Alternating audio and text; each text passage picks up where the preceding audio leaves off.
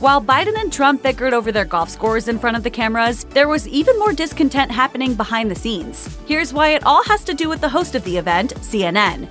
Presidential and vice presidential debates have been sponsored by the Commission on Presidential Debates since 1988, which allows TV stations, newspapers, radio stations, and other media outlets to present the conversations to their audiences. President Biden, however, decided against participating in the commission's debates and opened the floor to other sponsors. CNN accepted, and the June 27th debate was solely hosted by the news network. As such, they were able to define their own rules for the event, many of which were blasted by other outlets as being unfair to both them and to the public. Perhaps the most controversial of them was that reporters were prevented from being in the actual debate room and were assigned to a separate location. They were also prevented from commenting during the debate, even for purposes of fact-checking. This is obviously an important aspect of modern debates. He can take the life of the baby in the 9th month and even after birth. The White House Correspondents Association, whose sole mission is to cover anything relating to the White House or the president, released a statement the morning of the event that criticized the minimal access they'd been given.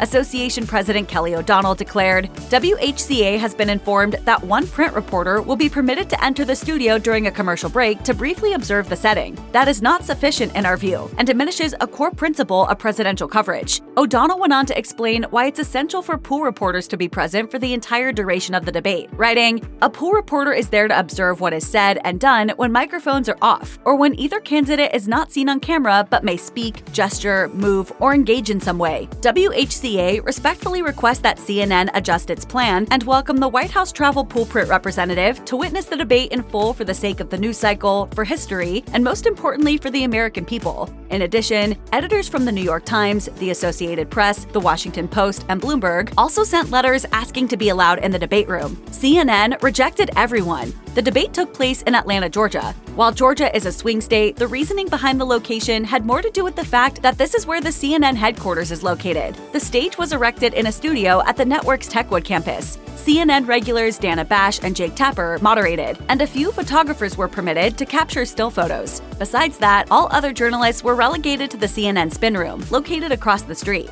So how did the debate turn out with all of these new rules in place? The biggest downside, as noted by multiple media outlets and the public, was that there was no one to fact-check the candidates as they were speaking. This has proven especially valuable during the debates in the last 2 election cycles, in which false, or at the very least misleading claims were quite prevalent. NBC contributor Anthony Coley summed it up on X by tweeting, "The absence of real-time fact-checking is the biggest failure of this debate. It was sorely needed." After the debate, it was reported that Trump made over 30 false claims and Biden at least 9. That is simply not true. In what appeared to be an effort to keep the program streamlined, moderators Jake Tapper and Dana Bash stuck to asking questions only. David Chalian, CNN's vice president and political director, told the Associated Press in advance of the debate, "Obviously, if there is some egregious fact that needs to be checked or the record needs to be made clear, Jake and Dana can do that, but that's not their role. They are not here to participate in this debate." Despite the rampant falsehoods, neither moderator felt compelled to say anything to either candidate.